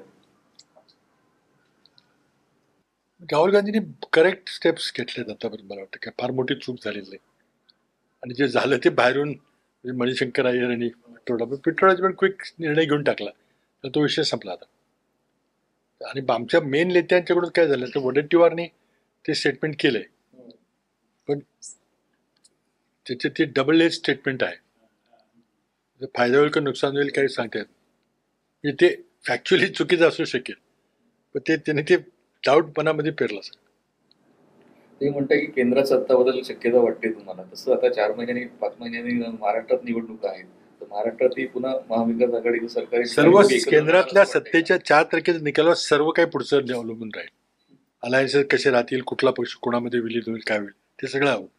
तर त्याचं आत्ता प्रिडिक्शन करणं योग्य नाही, कारण जर मोदीच आले समजा तर मग निवडणुका होतील का नाही. जर नाही आले तर मग खूप, जे शरद पवार म्हटले की बरेचसे पक्ष मर्जी होतील, हे सम्मिलित होतील, ते शक्य. पण 4च्या निकालावर बरंच काम. पक्ष फुटले किंवा फुटले शिवसेना आणि राष्ट्रवादी, त्याच्यामध्ये बद्दल लोकांमध्ये एक चीड जाणवली तुम्हाला? हो, ते म्हणजे फार बोलत नाहीत लोक, पण हे गद्दार आहेत, त्यांनी पक्ष फोडला, पैसे घेतले, आम्ही त्यांना विश्वासाने मतं दिली तरी आमची मतं विकली, पैसे घेतले. आणि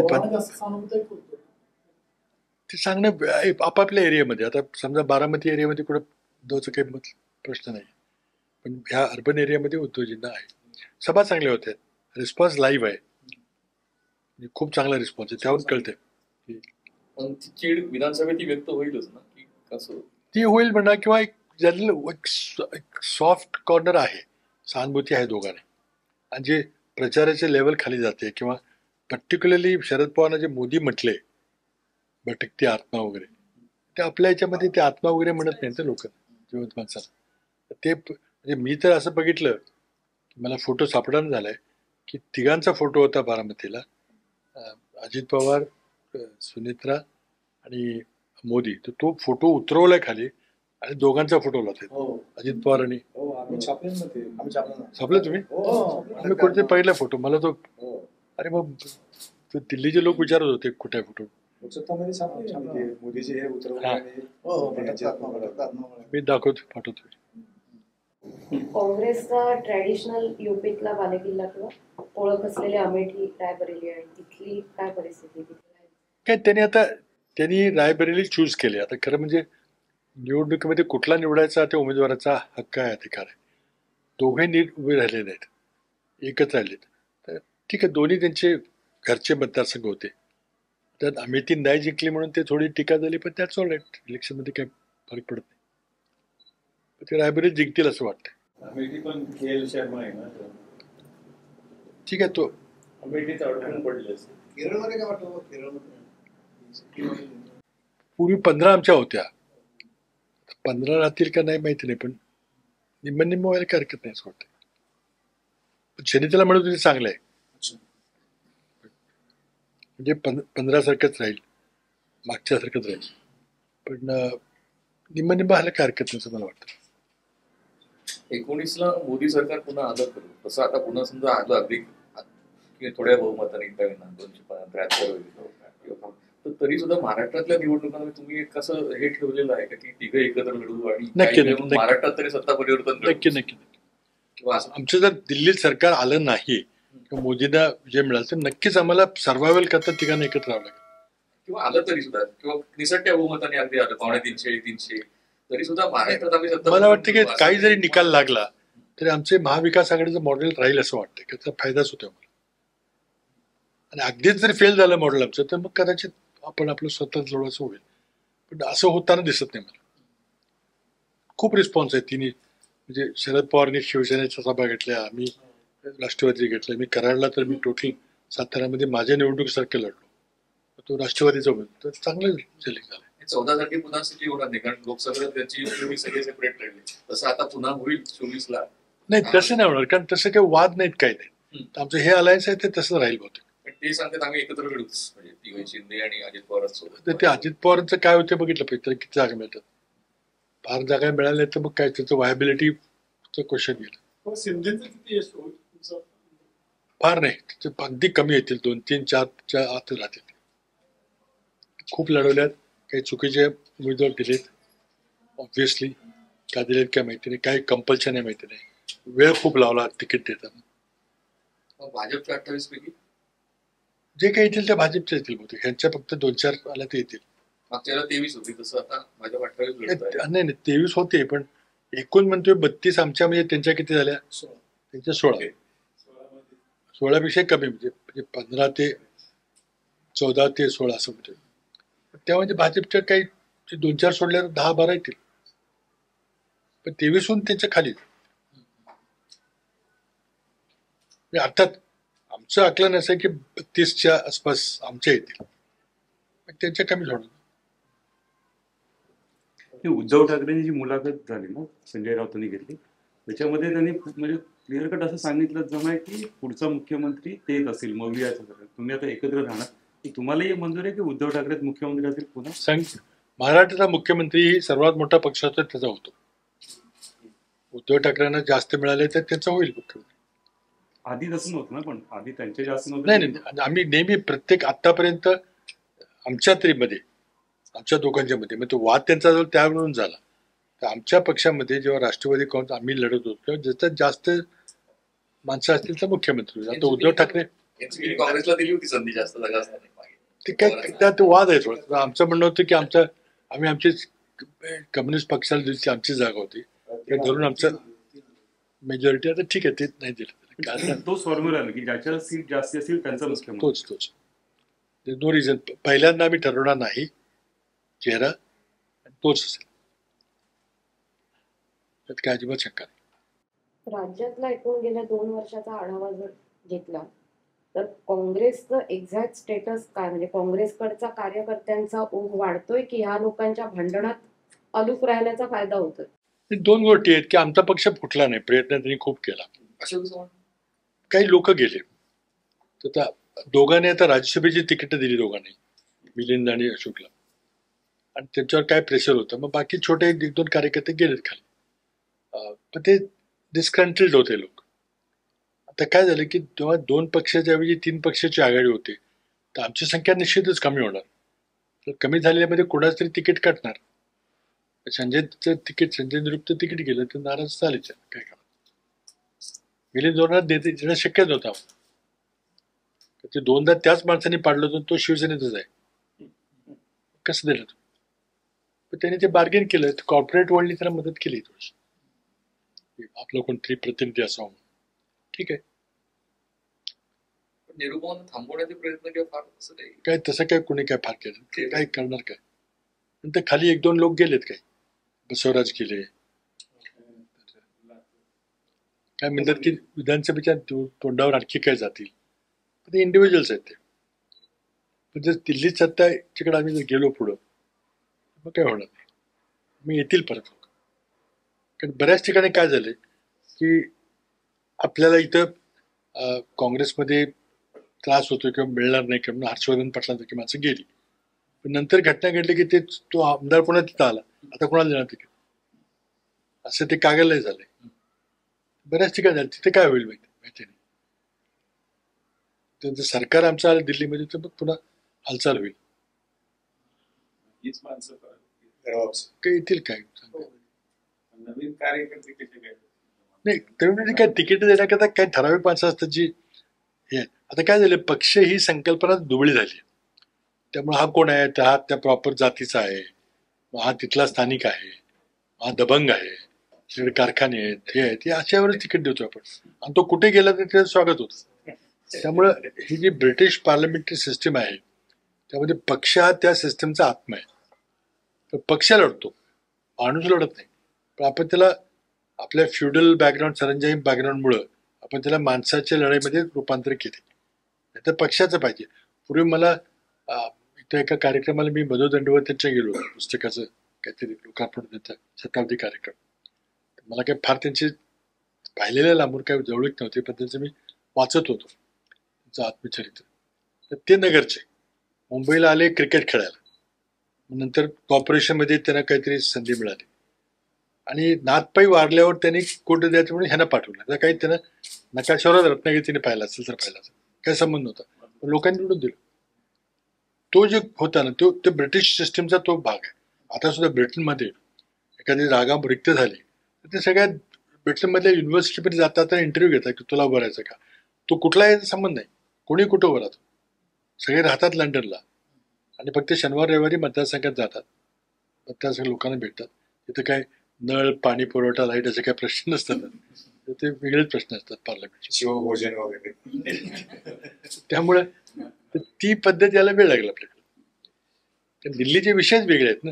आता ते बरेचसे चेहरे मी जर बघितले उमेदवाराचे, कुठल्या पक्षाचे सांगत नाही, ते कॉर्पोरेटरच आहेत. म्हणजे विधानसभेला सुद्धा ते उपयोगी नाही. दिल्लीला काय करणार मला माहिती. महाराष्ट्रात 2-3 प्रोजेक्टला मोठा विरोध झाला, कारण नाणारचा असेल किंवा बुलेट ट्रेनचा असेल, वाढवण मंदिराचा असेल, त्या विषयावर काय आता आपलं परिवर्तन. बुलेट ट्रेन आता टू फार डाऊन द लाईन. आता माझं तर त्याला बुलेट ट्रेनला टोटल विरोध होता आणि करायचं झालं तर भारतीय इंजिनिअरिंग करायला पाहिजे होतं. जपानमधून विकत घ्यायला लोक होते. त्याला आता काय करता येईल माहित नाही, कुठपर्यंत गेले काय झाले. वाढवण मंदिर केलं पाहिजे, मी फार अभ्यास नाही केलेला, पण ते केलं पाहिजे. आणखीन नाणारच्या बद्दल एन्व्हायरमेंटल कॉस्ट खूप आहे, पण त्यात कुठली जागा निवडायची त्यावेळेला नवीन सरकार ते पाहिजे. दिल्लीचा प्रश्न आहे तो, दिल्लीचा महाराष्ट्र. ती जागेचा प्रश्न आहे. जैतापूरला मी किती भांडलो होतो, कारण मी असताना तर मी बिजूर केलं होतं दिल्लीला आणि इथं आणलो. मी जवळजवळ मान्यता करून जमीन सगळी अधिग्रहित केली होती. पुढं मग काय झालं की त्याच्या न्यूक्लिअर एनर्जीच्या किमतीवरच वाद झाला की परवडणारी वीज मिळेल का आपल्याला, त्यामुळे थांबले. जैतापूरचा व्हायला पाहिजे प्रोजेक्ट असं वाटतंय. नाही, त्या ह्याच्यावर आहे, किंमत किती छोटी लागेल त्याच्यावर आहे. न्यूक्लिअर पॉवर आली तर हरकत नाही, टेक्नॉलॉजी आली ते आम्ही मान्यच केलं होतं. पण काय झालंय, सोलरच्या किमती फार कमी गेल्या, व्हायबिलिटी नाही वाटत. न्यूक्लिअर भाग होईल, न्यूक्लिअर रिलेटिव्ह भाग वाटते, पण न्यूक्लिअरचा भाग जो असतो स्ट्रॅटेजिक करता जे न्यूक्लिअर पाहिजे असतं, म्हणजे युद्धाकरता वगैरे, त्याच्याकरता ठेवत लागतं. 24/7 मिळते न्यूक्लिअर. सोलारला दिवसाच फक्त आहे, पुन्हा काही ठराविक तो भाग आहे ते फार महाग आहे. पण सरासरी विजेची किंमत फार जास्त महाग पडते, तर शेवटी विजेची किंमत आहे. त्यामुळे आम्ही काही न्यूक्लिअर प्रोग्राम आमचा तोट्यात सुद्धा चालवला होता, कारण तो पाहिजे होता. आता न्यूक्लिअर सबमरीनला फ्युएल कुठून आणणार, आपल्या समजा काही वेपन करायचं असेल तर कुठून आणणार, ते त्याच्याकरता सगळं केलं. आणि हे सगळं त्यात आम्ही जे न्यूक्लिअर करार जो केला त्यामध्ये काही रिॲक्टर आम्ही ओपन केले की तुम्ही येऊन पहा, आणि त्याच्या बदली तिने मला फ्युएल दिलं. तर फ्युएल दिल्यामुळे आमचा न्यूक्लिअर प्रोग्राम हा सस्टेन झाला, पण आपल्याकडे फ्युएलच नाही. तो मोठा निर्णय होता त्यांचा, मनमोहन सिंग. त्यातले मग असं ठरलं होतं की हे सगळं आम्ही करायचं. त्याच्या बदले ह्या मोठ्या मोठ्या देशांना आम्ही 2-2 न्यूक्लिअर रिॲक्टर प्रत्येकाकडून घेणार. फ्रान्सकडून 2, रशियाकडून 2, नंतर जपान तर असतं सगळीकडं, रशियाकडून असे. अमेरिकेचं डायरेक्ट नाही आता त्यांचं, ते जपानकडेच गेले. पण या पाश्चिमात्य देशाकडून 2-2 आणि $2-2 बिलियन एक साईट असेल, तर ते त्यांना धंदा मिळेल, तिथल्या लोकांना रोजगार मिळेल, हे एक डील होतं. पण ती पुढे गेलंच नाही. ते जैतापूरचं ऑर्डर नाही केलं. काय आता जागा ती अशीच पडू नये. तर काय ते स्ट्रॅटेजिक महत्व त्याचं आहे ना, कधीतरी करावं लागेल ते. त्यामुळे ते फक्त विजय करता नाही तर इतर गोष्टींच्या करताही पाहिजे. ते विजेचा दर ठरला तर होईल. ते नाही तर पेट्रोल रिफायनरी तिथे होऊ शकेल. तिथं नाही, तिथं नको, ती चांगलं नाही. ते पेट्रोलियम ते दाणार वगैरे दुसऱ्या जागेत तिथं ही ठेवली पाहिजे याच्याकरताच, न्यूक्लिअर करताच. न्यूक्लिअरसाठीच. बाकीने जरी गुजरात मधली किंवा आंध्राची नाही दिली तर हे ते करून टाकावं. आणि त्याचे ऑब्जेक्शन सगळे चुकीचे आहेत, त्यात काही खूप तसं सेफ आहे. मासे मरतात वगैरे, हे काही खरं नाही. आता बीजेपी कडनं एक मोठा प्रचार होतो की कोस्टल रोड आम्ही जे केला, फ्रीवे आम्ही जे केला. ऍक्च्युली हे कोस्टल रोडची कल्पना माझी आहे. मी त्याला पहिली कमिटी मी नेमली, ते परवानग्या घेण्याकरता मी नेमली. माझे सगळे ते रिपोर्ट्स आहेत, सगळ्या मंजुरी आम्ही घेतल्या, सगळ्या घेतल्या. अंडरसी केबल वगैरे काय काय भानगड असतात त्या. पण जयराम रमेशनी समुद्राचा भाग रिक्लेम करायचं नाही असं आयडिओलॉजिकल भूमिका घेतली. कारण बॅक बे रिक्लेमेशन मध्ये घोटाळा झाले होते. तर ते CRZ-4 म्हणून त्यांनी कॅटेगरी तयार केली, तर अजिबात जमिनीचा म्हणजे भराव नाही करायचा. तेवढ्यात ते थांबलं. हे आल्यावर त्यांनी लगेच ते काढून टाकलं, ते पुढे केलं. आता कुठलाही मोठा प्रकल्प एका सरकारच्या 5 वर्षात होत नाही. आता मेट्रोचं उद्घाटन म्हणजे भूमिपूजन मी केलं होतं, करतं कोणतरी वेगळं. कोस्टल आपलं सी लिंकचं बऱ्याच वेळेला आमच्या काळात झालं होतं, तर त्यांना क्रेडिट मिळालं. कोस्टल रोड तर माझी सुरुवात अगदी टोटली सुरुवात मी केली. पण हे मार्केटिंग करणं तुम्ही कमी पडत असं वाटतं. त्यावेळेला काय होतं की एकच पक्ष इतकं महत्वाचं होतं की पुढं कोण नसायचं, त्यामुळे मार्केटिंग कोणाला करायचं. हळूहळू बदलत गेलं, आम्हाला लक्षात नाही आलं ते मार्केटिंग करतो. आणि दुसरं काय झालं की 2 पक्षाचं आमचं सरकार, माझं सांगितलं झालं, आम्ही खूप चांगलं काम केलं. पण 2 पक्षाचं सरकार असल्यामुळे क्रेडिट कोणी घ्यायचं आमच्यातच आपसात. हे खातं कोणाकडे, ते खातं कोणाकडे. आमचा वादच काय झाला. ते 2 निर्णय मी जे घेतले त्यांनी असं केलं होतं की आम्हाला जे राष्ट्रवादीला जे बदनाम केलं ते भाजपने नाही तर काँग्रेसने, तुमचं स्पेसिफिक नाव घेतलं. एक बरोबर आहे. ते बदनाम काय केलं मी, तर बँक ही जी सहकारी बँक ती वाचवली. त्यात मी कोणावर आरोप केला नाही की तुम्ही भ्रष्टाचार केला, काय केला. त्यानंतर झालं, वाचवली. त्यात पुन्हा वाचवायची. फक्त इश्यू काय होता की रघुराम राजे मला भेटायला आले आणि आमच्या गप्पा तासभर मिळल्या. ते नेहमी भेटायला येतात. तर ते नंतर चर्चा झाल्यानंतर मग ते म्हटलं तुमच्या बँकेचा प्रॉब्लेम आहे. मी नवीनच आलो होतो. म्हटले आशिया खंडातली सर्वात मोठी कोऑपरेटिव्ह बँक आहे, फार चांगली बँक आहे. म्हटले ठीक आहे, त्याला बँकिंग लायसन्स नाही आहे. 60 वर्ष झाली बँक म्हणून चाललेली आहे आणि एकही संस्था बँक म्हणून काम करू शकत नाही जोपर्यंत RBIचं लायसन्स नाही. तर मी लगेच विचारलं त्यांना की म्हटलं हे म्हणतात की लायसन्स नाही, ते खरं आहे का? 60 वर्ष सुरू झाल्यापासून लायसन्स नाही. ते म्हटले हो नाही आहे. मी म्हटलं असं कसं आहे? ते म्हटलं ठीक आहे, उद्या आम्ही अर्ज करतो, आम्हाला द्या लायसन्स. ते म्हटलं नाही, इतकं सोपं नाही. 1100 कोटीचा तोटा आहे. तोटा असलेल्या कंपनीला मी लायसन्स देऊ शकत नाही. खरं आहे का म्हटलं? ते म्हटलं खरं आहे. आणि ह्या त्यांचाच ऑडिट रिपोर्ट होता. अजित पवारनी जे नेमले होते ऑडिटर, त्यांनीच रिपोर्ट दिला होता की बरंचसं काही चुकीचं चाललेलं आहे. मग ते म्हटले मला बोर्ड बरखास्त करावं लागेल. म्हटलं ठीक आहे, नियमाप्रमाणे करावंच लागेल. कारण बँक त्यांनी पर्याय काय दिला, ते म्हटले एक तर तुम्ही सोसायटी म्हणून काम करा आणि राज्य सहकारी बँक सोसायटी म्हणून कशी काम करा, नाही तर म्हटलं गुजरातमध्ये बंद करा. म्हटलं दोन्ही शक्य नव्हतं. म्हणजे ठीक आहे, मग बोर्ड बरखास्त केलं चालेल, पण म्हटलं ॲडमिनिस्ट्रेटर मी नेमतो, मी सुचवतो ते नेमत. ते म्हटलं हरकत नाही. मग मी अजित पवारचा सेक्रेटरी आणि कोऑपरेशनचा सेक्रेटरी श्रीवास्तव आणि गोयलला नेमलं. त्यांना मी सांगितलं की मी जरी फोन केला तरी जे खरं योग्य असेल तेच करायचं, मला त्याचा फोन करावा लागेल, पण मला प्रॉफिट पाहिजे. 3 वर्षात त्यांनी 700चा प्रॉफिट करून दिलं. आजही ती प्रशासक चालूच आहे, अजूनही काही निवडणूक घ्यायच्या मार्केट कोण पडले तर काय चुकलं. आता त्यांना वाटलं की मी अध्यक्ष असताना झालेलं, ते अध्यक्ष असतानाच झालेलं सगळं, त्यांचेच ऑडिटर नेमले होते त्यांनी. पण मी काही चौकशी वगैरे काय नाही केली ना. ते सिंचनाचं इथं उल्लेख आणि सिंचनाचा वेगळा होतो विषय. त्यामध्ये काय झालं, अजित पवार नियोजन मंत्री असताना त्यांचे विभाग हा दरवर्षी आर्थिक पाहणी अहवाल सादर करतो. तर त्यावर्षी झाला सादर. आता मी नवीनच होतो, मला माहिती नाही, मी त्यात बघितलं तर सिंचनाच्या चॅप्टरमध्ये त्यात स्पष्ट लिहिलं होतं की गेल्या 10 वर्षामध्ये 70,000 कोटी रुपये खर्च झाले, पण सिंचनामध्ये वाढ ही 18.0 पासून ते 18.1 झाली, म्हणजे 0.1% 10 वर्षात वाढ झाली. तर हे त्यांचे दाखले आहेत. तर मला लोकांनी विचारलं, मी म्हटलं मला हे आश्चर्य वाटलं, म्हणजे असं कसं आहे 70,000 कोटी गेले कुठं, काय झालं. आणि त्याच्या आदल्या आठवड्यामध्ये मी गोसीखुर्द प्रकल्पाचा आढावा घेतला. नवीन असताना मोठे प्रकल्प होते. तो गोसीखुर्द हा 380 कोटीचा प्रकल्प 86 मध्ये तिथं राजीव गांधींनी भूमिपूजन केलं आणि 5 वर्षात तो पूर्ण होणार. नागपूर भंडारा करता महत्वाचा प्रकल्प. मी 2011 साली जेव्हा आढावा घेतला 86चा प्रोजेक्ट, त्यावेळेला तो प्रोजेक्ट अजूनही इनकम्प्लीट होतं. खर्च 16,000 कोटीवर गेला होता आणि कम्प्लीट झालं. ते अजूनही कम्प्लीट झालं नाही. आता ते 23,000 कडे गेला. ते म्हटलं हे चाललंय काय, म्हटलं 300-400 कोटीचा प्रकल्प 16,000 कडे जातो कसा, म्हणून म्हटलं की तो मला माहिती द्या. आणि त्यात हे आलं की सिंचनामध्ये वाढ झाली. तर मी फक्त एवढंच म्हटलं की याच्यावर तुम्ही सिंचन खात्यानं एक व्हाईट पेपर द्या आम्हाला. आणि व्हाईट पेपरचा अर्थ काय असतो, फॅक्च्युअल पोझिशन सरकार देतं. पण इथं त्यांच्याकडे व्हाईट पेपर म्हणजे इन्क्वायरी आहे असं मला माहित होतं, की ते विलासरावने एकदा काढला होता व्हाईट पेपर. त्यांना वाटलं माझ्या मागे इन्क्वायरी लावली.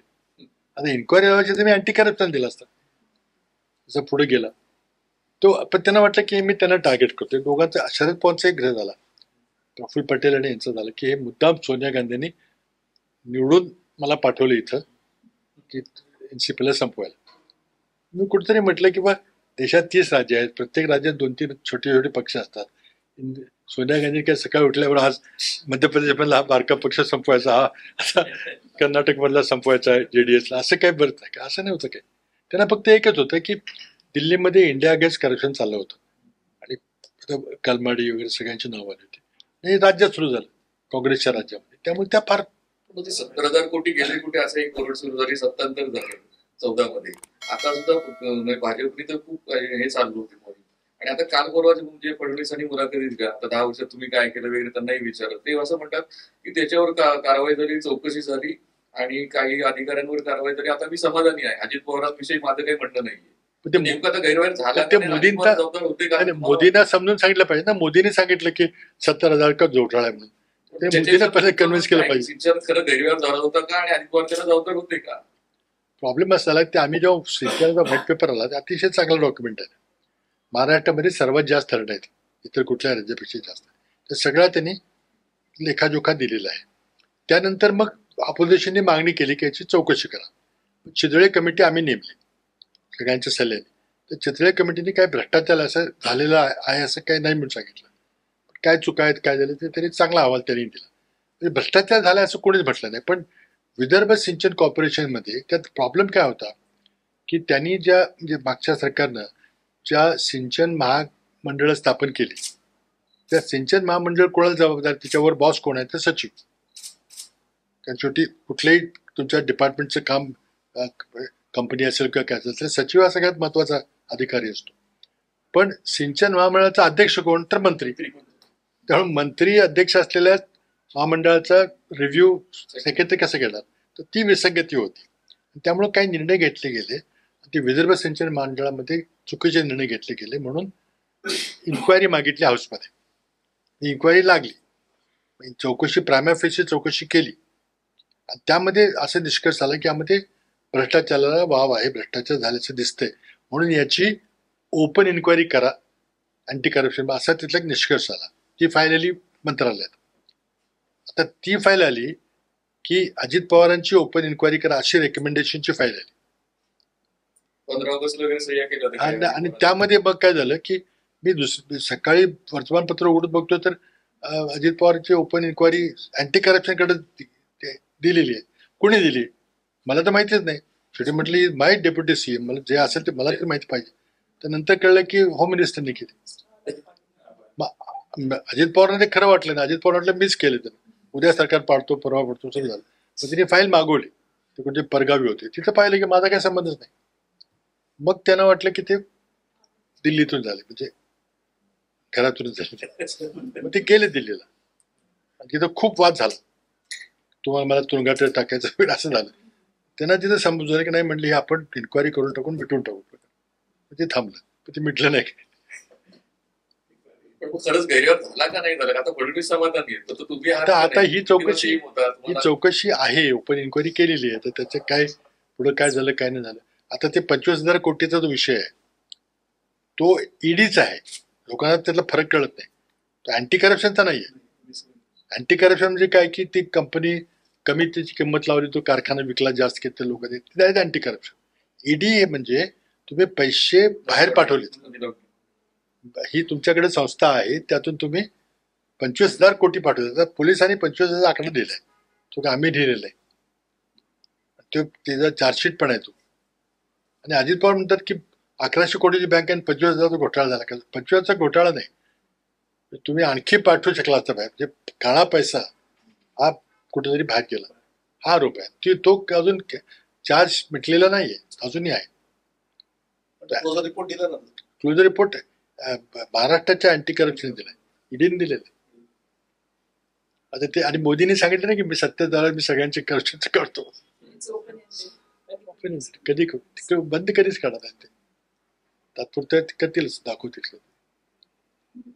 पण आता मोदींना तिने कन्व्हिन्स केलं पाहिजे ना की 70,000 घोटाळा झाला नाही, कारण मोदींचा अजून समज आहे की झाला.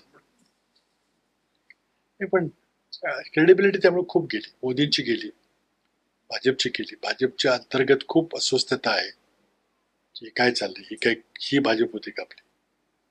तुमचं एक स्टेटमेंट प्रत्येक मीटिंग मध्ये येतं की आम्ही जर सत्तेत आलो तर 100 दिवसात असे काही बदल घडले, असं ते नेहमी एक स्टेटमेंट. तुम्हाला काय वाटतं काय झालं ते, मला त्यांच्याबद्दल असं म्हणायचं कधी कधी हे येते मला, काय त्यांचं शिक्षण झालेलं नाही. नॉर्मल माणूस असतो ना की कॉलेजमध्ये जातो, रात्रभर अभ्यास करतो, उद्या परीक्षा आहे, ती जे आपण सगळे गो थ्रू दॅट प्रोसेस, ते गेलेलं नाहीत बोर्ड ऍडमिशन.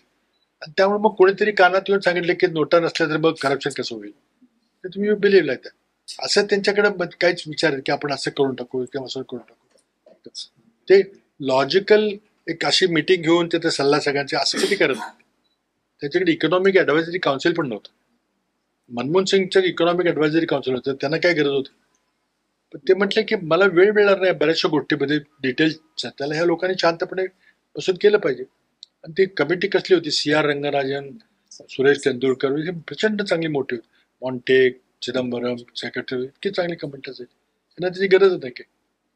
ते सायन्स ऍडवायझरी कमिटी होत्या, तर सगळ्या देशातल्या सायन्सबद्दल 3 महिन्यात एकदा मिटिंग व्हायची, त्यांना काहीच नाही. ते पुन्हा सल्ला घेत नाहीत, काय नाही. त्यामुळे कोणीतरी कानात काहीतरी सांगते की आपण असं करू, 1 नेशन 1 टॅक्स, असं काय ते करतात. जे विचित्र आहे, त्यामुळे ती भीती वाटते की थोडस एकदम अचानक काहीतरी करतील काय. पण ते इतकं मुस्लिम अँटी मुस्लिम रॅट्रिक त्यांनी का वाढवलं काय समजत नाही.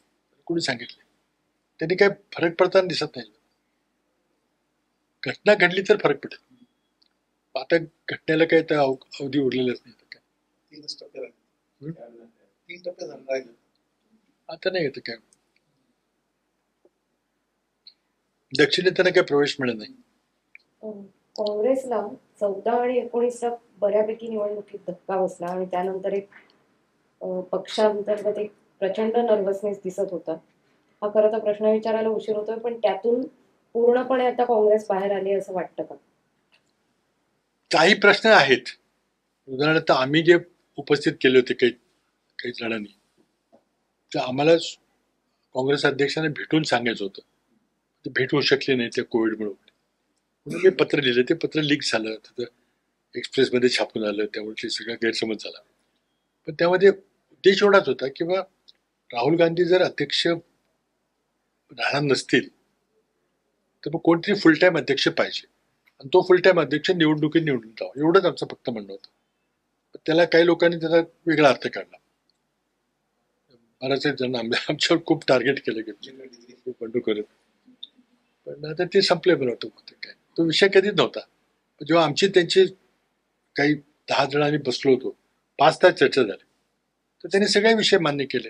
निवडणूक झाली पाहिजे, कधी झाली पाहिजे, एक शिबिर झालं पाहिजे, ते उदयपूरचं शिबिर झालं पाहिजे, सगळ्या गोष्टी त्यांनी मान्य केल्या. कोविडमुळे जरा वेळ लागला, पण कोविड असतं तर कदाचित हे असं घडलं नसतं, कारण त्या फार तशा कन्सल्टेटिव्ह होत्या, म्हणजे चर्चा करायची आणि स्वतः निर्णय काय घ्यायचे नाहीत, असे चर्चा करायची, प्रत्येकाला तुम बोलो आपोआप निर्णय यायचा. मेजॉरिटीचं काय म्हणणं आहे तर ठीक आहे, मेजॉरिटी आहे तर करतो. शरद पवारांसारखे नेते जर आले पुन्हा छोटे छोटे पक्ष असेल तर ते आणखी ताकद काय होईल काय माहिती नाही, काय पुढे. त्याला जोडून 19ला बऱ्यापैकी भाजपला एक तरुण कार्यकर्त्यांची फौज मिळाली 19च्या लाटेत. काँग्रेसकडे आत्ता असे कार्यकर्ते किंवा तरुण वर्ग अट्रॅक्ट व्हावा म्हणून काँग्रेस समोर काय ठेवताय, किंवा तो होईल येत्या काळात दीर्घकालीन विचार करता पक्षाला ती फळी मिळेल का पुढची तरुणांची, असं वाटतं? काय राहुल गांधींचा मॉडेल सगळं होतं युथ काँग्रेस.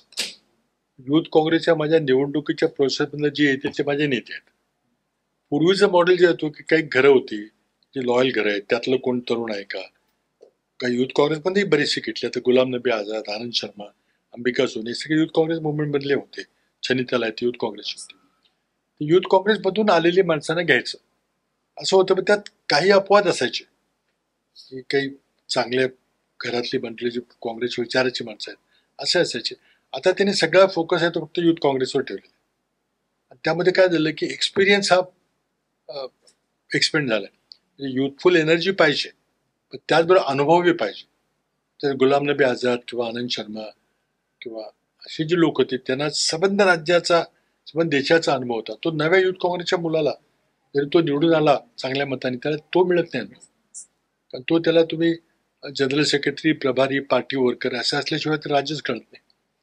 खासदार असताना तुम्ही तुमचा मतदारसंघाने आपलं घर आणि दिल्ली मध्ये कुठे इकडे तिकडे बघत नाही कोणी. पण एकदा पक्षाचं काम केलं की मग तुम्हाला खूप शिकता येतं. तर माझा अनुभव असा आहे की मी जेव्हा खासदार होतो तेव्हा कराड पुणे दिल्ली किंवा कराड मुंबई दिल्ली, बाकी काय नाही. मराठवाडा कुठे आहे, विदर्भ कुठे आहे, काय नाही बोलवतं. पण मी जेव्हा पक्षाचा प्रभारी झालो, 9 राज्याचा प्रभारी होतो, तर तुम्हाला अगदी इतिहास भूगोलाचं पुस्तक वाचून या राज्यामध्ये किती भौगोलिक हे आहे, ते जागतिक समीकरण काय, हे सगळं वाचवलं. ते तर कळत. जेव्हा गुजरातमध्ये गेलो तिथे काय कास्ट कॉम्बिनेशन आहे, तिथलं इलेक्टोरल हिस्ट्री काय आहे, ते खूप अनुभव, खूप शिकायला मिळतं. तो अनुभव मग वाया घालायचा उपयोग नाही. तो तुम्ही जर वाया घाला नव्याला घातलं तर त्याला काहीच कळत नाही. भाजपकडून काँग्रेस काय शिकते का तर त्यांचं मॉडेल आम्हाला डायरेक्ट काय करता येणार नाही. ते RSSचं जे प्रचारक वगैरे मॉडेल आहे ते अवघड मॉडेल आहे. ते त्यांचं पण फेल व्हायला जातं. तिथं त्यांचंही ते सेकंड जनरेशनचे जे कार्यकर्ते आहेत ते काही ते मॉडेल ॲक्सेप्ट करत नाहीत. कारण बहुतेक त्यांचे जे 50 प्रभारीमध्ये आहेत ते पेड सर्वंट्स आहेत, ते काही व्हॉलंटियर्स नाहीत. कारण भाजप ही इंटरनल चर्निंग चाललेलं आहे, सोपं नाही. तर एकच माझं त्यात एकच हे आहे की तुम्ही पक्षाची इंटरनल निवडणूक प्रक्रिया स्ट्रॉंग केली पाहिजे. नाहीतर आपला सगळा लोकशाहीचा डोलारा आहे पण त्यात आत्माच नाही ना. कारण बहुतेक सगळे पक्ष हे सगळे फ्युडल पक्ष आहेत. म्हणजे अगदी महाराष्ट्रातले पक्ष घेतले तरी ते सगळेच म्हणजे आरोप होतात की कुणी मुलाखत केलं, कुणी मुलाखत केलं, असे आरोप सगळीकडेच आहे. फार थोडे पक्ष आहेत की जे त्या धडाक्यातून सुटले. मग नंतर सक्सेशनचे प्रॉब्लेम होतात त्यांना होत्या. तर ही निवडणूक प्रक्रिया, पक्षांतर्गत निवडणूक प्रक्रिया कायदा करून किंवा निवडणूक आयोगाला काही रोल देऊन काहीतरी केली पाहिजे, माझं प्रामाणिक मत आहे. नाही तर मग हा काही फार टिकणार नाही. आपण ती जर निवडणुका घेतल्या तर त्यामध्ये पक्षामध्ये फूट पडते, तुकडे पडतात, हे कराय पण ते झालं पाहिजे, काय हरकत नाही. सगळ्यात म्हणजे आता भाजपही वर्ण आलं की नाव प्रदेशाध्यक्ष असतील किंवा जाहीर होतं. काँग्रेसमध्ये तीच परंपरा होती, सर्व सगळे पक्षश्रेष्ठींना सर्वाधिकार देता ठराव. पण काय पूर्वी व्हायचं ना, पूर्वी इंदिरा गांधीच्या वेळेला ते जे इंदिरा गांधीचे होते बंड झालं बँगलोरमध्ये, ते पार्लमेंटरी बोर्ड खरं पार्लमेंटरी बोर्ड होतं. त्यांनी आउटवोटेड इंदिरा गांधींच्या विरोधात मतदान केलं. तसं आता होईल का? आता नाही होईल. कारण पार्लमेंटरी बोर्डच नाही, इलेक्शन कमिटी पण नाही. फक्त खडग्यांची निवडणूक झाल्या, बाकी पुढची प्रक्रिया थांबली. आणि तिथं भाजपमध्ये कसं होतं काय समजत नाही, कोण कुठून नाव पाठवतं आणि काय करतात. इलेक्शन झाल्यावर होईल. नाही ते करावं लागेल, होणार नाही आपोआप बिलकुल होणार नाही. काय सायकोफंड जमतात, सगळे चौकडी जमते, मग त्यातून ते भेदणंच अवघड होतं ते चक्रव्यूह. पण त्यामुळे काय झालं की ते कुठेतरी सगळ्यांना सिव्हिल सोसायटीला करावं लागेल की अंतर्गत डेमोक्रेसी जोपर्यंत होत नाही आता इंग्लंडमध्ये आपण बघितलं तो सुनाकला किती ते ती डेमोक्रेसी आहे. तिथे दरवर्षी पंतप्रधानांना निवडणुकीला सामोरं जावं लागतं. ते कन्फर्म करतात बहुतेक. इथं आपल्याकडे आहे का शक्यता? त्यामुळे ते तो प्रक्रिया आपल्याला स्ट्रॉंग करावी लागेल तरच टिकेल लोकशाही, नाही तर मग अवघड आहे. कुणी आलं तरी अवघड आहे. आणि बाकी मग ह्याच एक विषय तो व्हायचा आपल्या 2047 पर्यंत भारत एक विकसित राष्ट्र. त्याला काय अर्थ नाही ना, काही व्याख्या नाही, काय नाही. विकसित म्हणजे काय? तर ही विकसितची व्याख्या ही दरडोई उत्पन्न असते, एकूण आकारावर नसते. तर दरडोई उत्पन्नामध्ये आपला 142 नंबर आहे. निदान आपण 60-65 कडे आलं पाहिजे. ते काही 25 होताना मला दिसत नाही या विकास दराने. सगळ्यांचं रघुराम राजन सगळ्यांचं ते आलेलं आहे की ग्रोथ रेट तुमचा स्लो झालेला आहे. तो इतक्या स्लो ग्रोथ होणार नाही.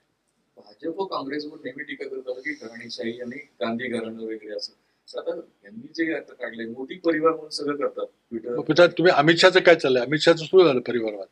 म्हणजे मुलाला काय क्रिकेटचं कळतं? घराणेशाहीवर जाते असं मुलगा आहे ना, भाजपचा अध्यक्ष येडियुरप्पांचा मुलगा भाजप व्हायला लागले हळूहळू ते व्हायला लागले. पण म्हणजे पलीकडे तर बॅनर मोदी परिवार घेतले सगळ्यांच्या ट्विटर हँडल नेत्यांच्या की मोदी परिवार आहे. तर मग भाजप परिवार त्यांनी केलेलं नाही. मोदी परिवार म्हणजे व्यक्तिपूजा किंवा घराणेशाही व्यक्तिपूजा व्यक्तिस्तोम त्यांनी ती दिशा चाललेली आहे. त्याला मी सांगतोय की मोदी की गॅरंटी म्हणजे काय? भाजप की गॅरंटी नाही. भाजप गॅरंटी नाही. असं कधी अटल बिहारी की गॅरंटी कोणी म्हटलं नाही किंवा इंदिरा गांधी की गॅरंटी कोणी म्हटलं भाजप बदलते असं वाटतं. टोटली व्यक्तिस्तोम माजवलेलं आहे टोटली. ते त्यामुळे आम्हाला भीती वाटते की हुकुमशाकडे चालले ते. त्यात काही शंका नाही. चला, okay, thank you. Always pleasure to have you, sir.